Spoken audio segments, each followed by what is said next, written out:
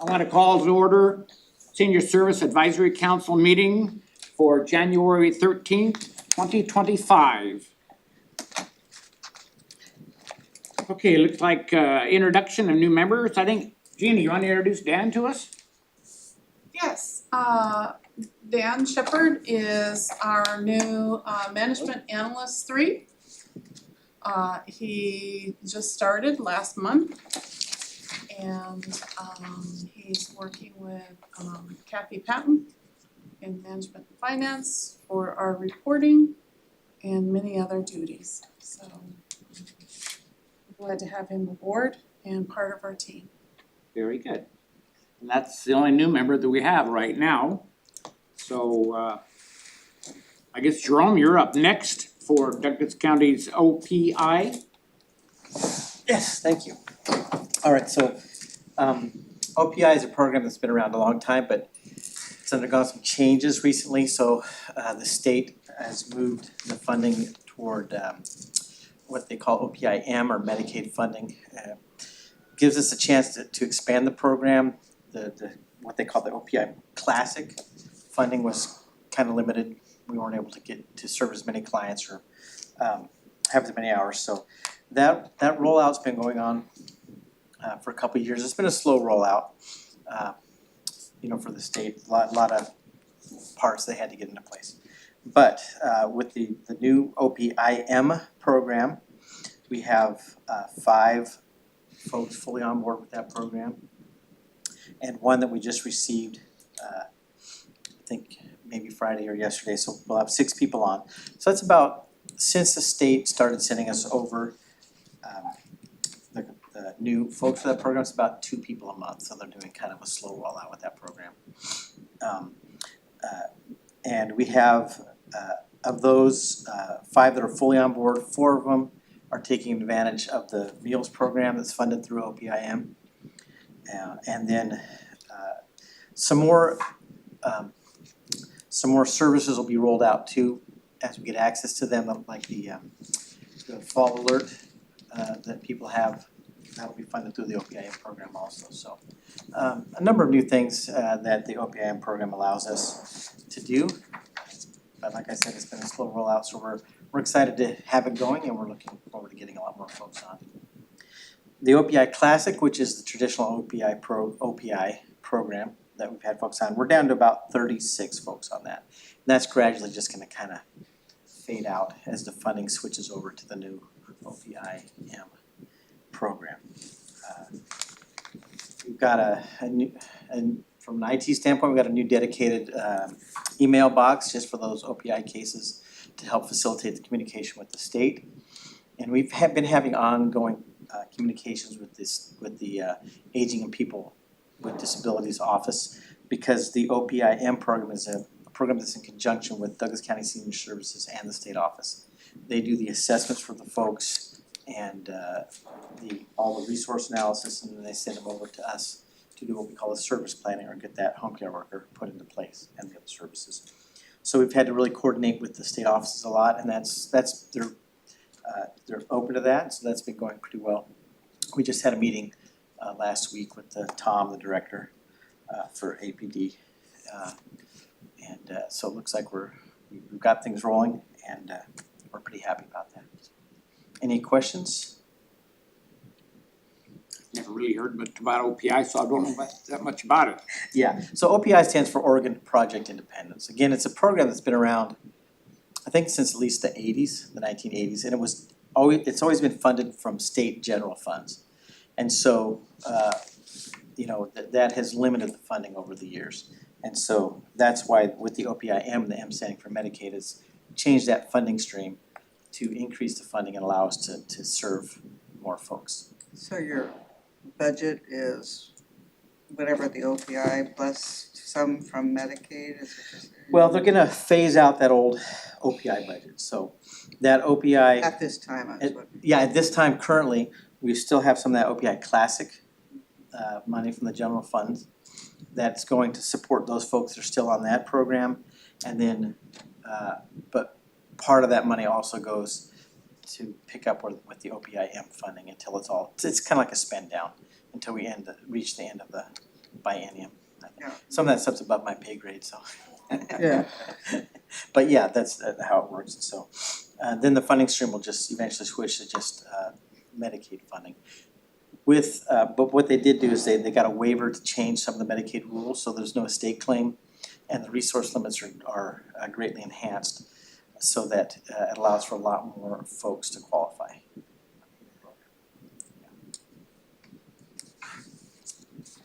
Okay, Anything else? alright. Okay, thanks, Joe. Okay, thank you very much.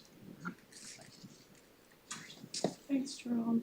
Okay, our next presentation on DCSS standing sites. Yes. Get some stuff here. Can I set some stuff around the table? So my name's Kelly. I'm glad you guys are here today. So I am food service coordinator for the Meals on Wheels program.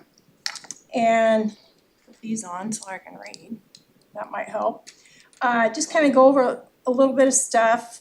As last year, we served approximately, give or take, a little over 91,000 meals last year as stuff. We have a lot of people out there that are in need and stuff, and they so appreciate these meals. They can't say enough about how grateful they are about the meals and stuff. I wanted to tell you a little bit, we've got right around, let me look here. We've got right around over 300 Meals on Wheels people that we're serving. And then 140 congregate. It, give or take, and stuff, we decrease and increase all the time with that and stuff. We have right around 73 to 75 volunteers within the 7 dining sites that we have. One thing that we need more volunteers. We need drivers, we need people in the sites. Right now, we are covering a route in Riddle. We are covering, Yoncalla has 2 routes. And on Tuesdays, we're covering both routes, and on Thursdays, we're covering 1 route. When you say we, you mean the office here? The office, yes, excuse me, yes, the offices. I'm trying to think, but we've been really busy lately in the office and stuff, especially kind of with this crud going around. But I was hoping, I brought some flyers here, just asking for your help and stuff, you know, if you're out and about. I have gone out several times. Hello. And Amanda and I, and then we had another gal that was in the office, we've gone out to each area and hung up flyers for volunteers, hung up menus and stuff. Just going around to different city halls and banks and wherever, post office. Even laundromats hanging this stuff up. So if I can give you. Thank you. And just if you're out and about and you run into people, that would be great. Because like I said, we really need, if this wouldn't be possible without the volunteers. We and our volunteers, we have a great group of volunteers, but they need help also. So, is there any questions? Jean, I want to thank you for volunteering. I appreciate that. Roughly how many volunteers are there at the site? She said about 75. About 73 to 75. Okay. Yeah. Volunteers within the seven dining sites. So.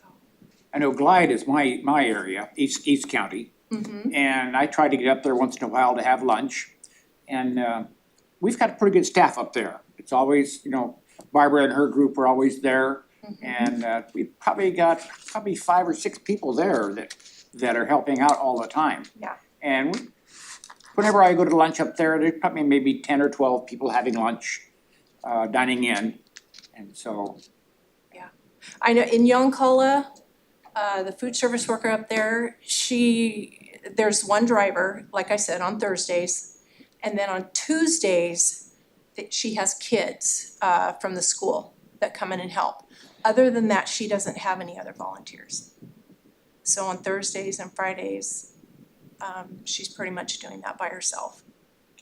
Friday, it was exciting, we had 6 people show up. Nice. Yeah, that's what I thought, yeah, for the lunch, so that was great. Good. But yes, we could use some help with getting the word out.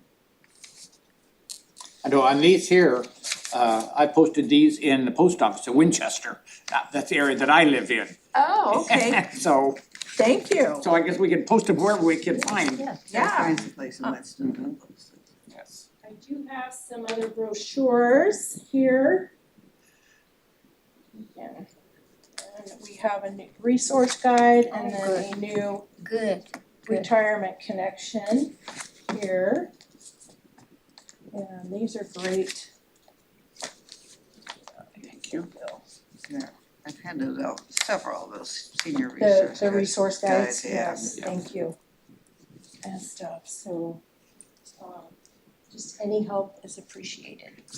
Jeannie, did you wanna say something? Ask anything? I don't think so, I think you kinda covered it as far as our needs, for volunteers, home delivery primarily, for people that do home delivery, but also some in volunteers for the You know- Young site. Yeah, it's a good thing too, cause we're trying to do a buddy system, with the delivery drivers. If there's 2 people wanna do it, that would be awesome. You got one driving and one running. And then if, somebody was not able to be there that day, the other person could probably still just take the whole thing. But just trying, that would be a great thing. We do have one, we did, I think the other gal took a separate route now, but we did have 2 people doing a buddy system in Winston. And that was working out really well for them. I think there was about, if I looked at ago, we were doing about 35,000 meals or 35,000 miles a year in travel for everyone to distribute these meals out. So it's a large area that's being covered in order to bring Meals on Wheels to homebound individuals. So Glendale has one driver. And it's just one route. But it's close to 500 miles a month. Because she's doing Glendale and Azalea. Oh, she's doing both. So they're out, a ways, so, yeah, And sometimes this is the only contact that some of these people have yes. is that delivery driver. And, Yes, and they do love to chat. I mean, they don't get anyone else Yeah. to talk to and stuff. So not just a meal, but conversation, yes. and stuff. I can talk about the Share the Love. We did, yeah, fundraiser that we did. the Share the Love, we sent out a Thanksgiving card. We sent out a Christmas card, and we sent out cards to the volunteers and then letters also. Took a gift basket up to Subaru in Eugene. They were very nice up there. I wanted to say, hey, how about a car? But yeah. So basically what the program is it's Meals on Wheels around the United States have an opportunity to apply for a grant. This grant funding is a one-time a year grant funding for doing those types of activities through Subaru. What they receive is some funds to pay for things that wouldn't normally come from our normal budget or that we would afford to have. So sometimes it helps with the volunteer recognition in order to pay for costs for those or other types of things. And so it's a really good program that we're able to network with to provide that. And then awareness about this program and then our needs, getting that out there. So, Good. Well, we appreciate what you do out there, so. Thank you. Well, we appreciate you all and the help that you give us, really do. Any other questions? No? Okay, thank you. Well, I thank you. I see Darla's name on here too. Darla have anything? Yeah, we're gonna need to talk to you about our family caregiver program. So Amanda here is gonna talk to you about one of the classes we offer for family caregivers. Hello. Hello, Amanda. So we have our Powerful Tools for Caregivers class starting in February. It's a 6-week class and it will teach our caregivers how to take care of themselves while taking care of others. Our caregivers, in order to register, that must be unpaid essentially, so you wanna be taking care of a family member or a friend, but unpaid. We're gonna hold them here in our office this first time and then hoping the next time we'll go virtual. They're 90-minute classes and we're going to do what's it called? Instead of using manual flip charts, it's gonna all be online. So that'll be nice. Yeah. Here, whoops, Flyers. I'll pass them down for you if you want me to. We've distributed lots and lots of flyers in town, doctor's offices, hospital, cancer center, things like that, so if you know of any while you guys are out and about talking to people, then feel free to mention it. Our first class, February 5th. Yeah. And it'll be every Wednesday for 6 consecutive weeks And you're gonna hold them here. Yep. In our office. in our office, yep. Okay. Now, I saw this on the board this morning and so, Are you going to have a group of people who could go in and relieve these caregivers so they can get to the class? She's gonna talk about that next, yeah. So we're hoping to get at least 8. They don't want us to have any more than 12, so. Yeah. We have a list going now, so, yeah, if you guys know anybody, they could benefit. It's a really, really great class. And with our experiences teaching the class, it's really helped a lot of people with their own individualized needs while caring for others. Any questions? can I post this one also? Absolutely. Yeah, I have more if you want more. Yeah, well, the post office is the only place I have, Okay. yeah. Okay. There's a bulletin board there where I can do it. Thank you. Anywhere you want. I'll put them up in Riddle. Thank you. Or else if I can find some place to put them. Okay, so as far as like someone helping out, them getting some relief to come, we offer, it's called a respite grant for family caregivers.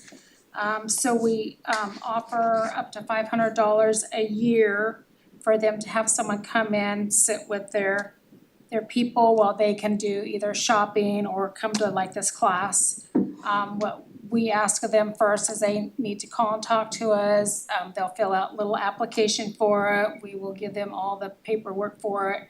They do have to have a caregiver that has a provider number with the state of Oregon or use an agency that's licensed.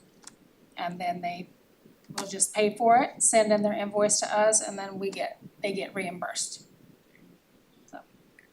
So a lot of it, they need time to do it because sometimes it's hard to find that provider that's got the provider number, so they need a little bit of time. And then we can also give them a list of people that are on that with the provider number. Any questions on that? No, I just knew that Okay. if you put it out, somebody's gonna ask us. Yeah. Did you want any more flyers than that? Oh, For this that? is, well, I can take them to the center, some to I the. know Amber has some. Oh, okay, Yeah, then if she's okay, got just some, that that's fine. We sent them out to all the sites. Yeah. Okay. Right, thank you. You're welcome. Thank you, ladies. Thanks, guys. Okay, next on the agenda here is update from members. Like I was saying, in East County out in Glide, I try to go out there and visit the dining site, have lunch. And it's good to get with these people. and they enjoy having me come out too, so, I know that, there's only just a small group out there, but, also, I try to get up to several of the grocery stores in the Glide area, and I take some of this information up and post it on their bulletin boards also, that they have in their stores, and so, but anyway, Vicky, what you got? Not much,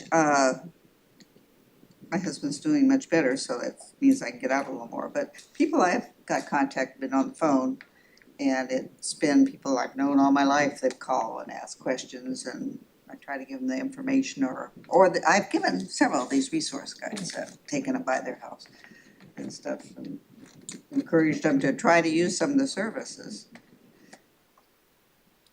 Right, now I'm gonna maybe shift gears here a little bit. The Douglas County Cancer Services, you know about them? Well, they offer an awful lot of service to people in this county. And they're not that well known, there's not that many people know about them. So is there some way we could help them get information out to the public besides me taking things and posting, excuse me, in the Riddle dining site? Well, they should be part of our Aging and Disability Resource Connection. It's a database of services throughout Douglas County that can provide services for people. And so somebody that could call in to us, we would refer them as far as them being a resource in the community. Okay. We can definitely make sure, I can take the information, Jean, and we'll make sure that Kate Rader, one of our employees that works on that, make sure that that information gets, that it's in there and that it's accurate, yes. Yeah, they have a list, a big board, I never thought about it in terms of, services. I'm not sure the community knows about it, there was a huge list there in the foyer.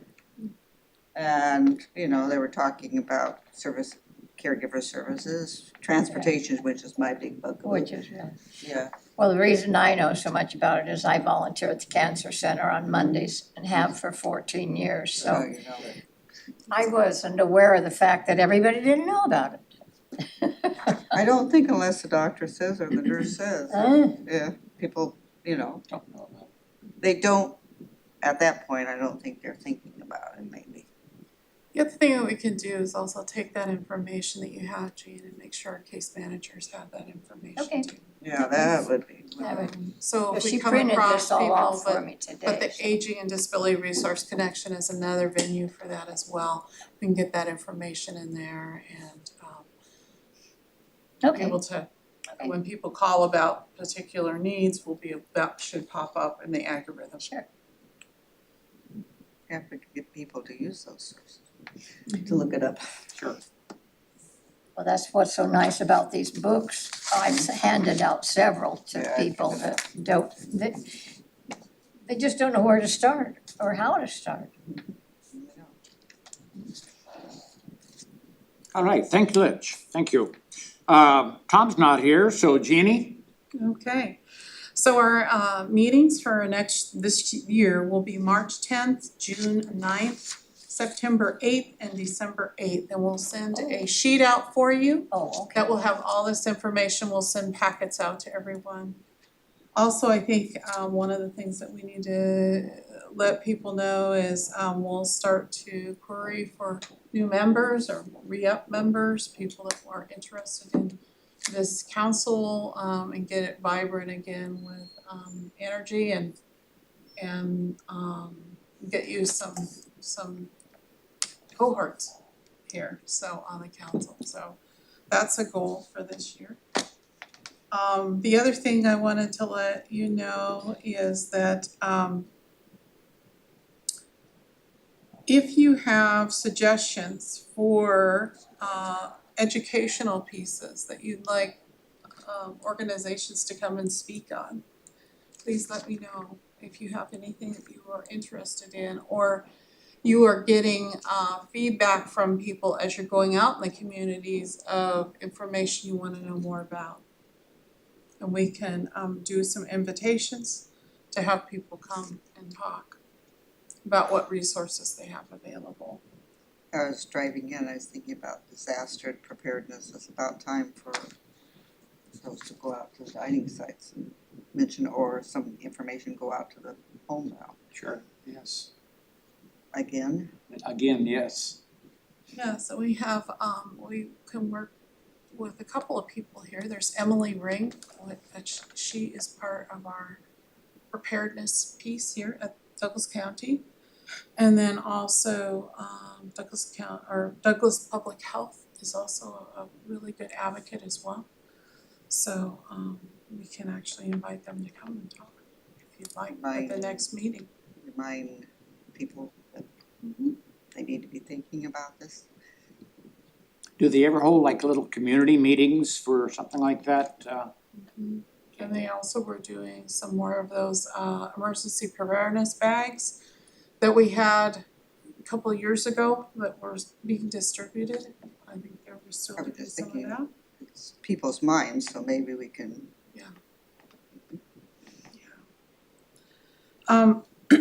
Presently, we're also working in collaboration with the Veterans Tax Deferral Program, which is a program that veterans are entitled to a deferral program for their taxes.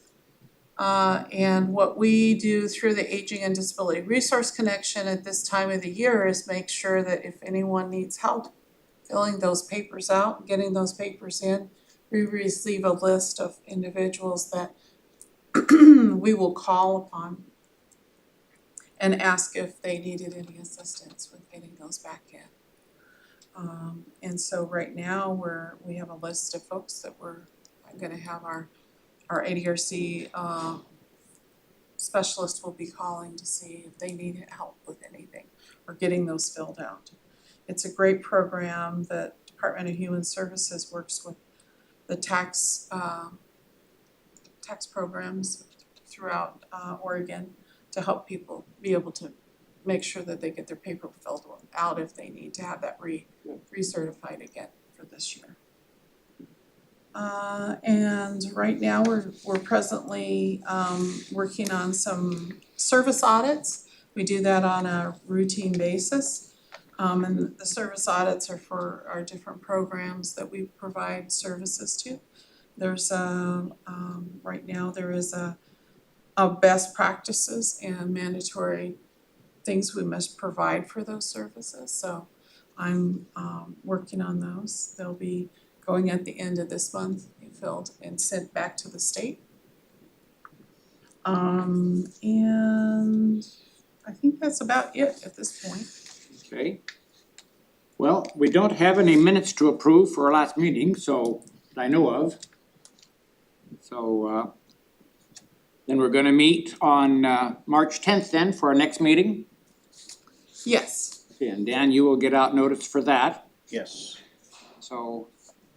I Those guess, dates were what, March 10th and June June 9th. 9th September 8th and September the 8th and December 8th. and December 8th. Yes, Okay, and thank we'll you. get a calendar with all those marked out, so you'll have that on hand. We'll do a packet of information. Okay. All right, then I guess that brings us to adjournment. So we'll call this meeting to an end. We adjourn. I'll give you my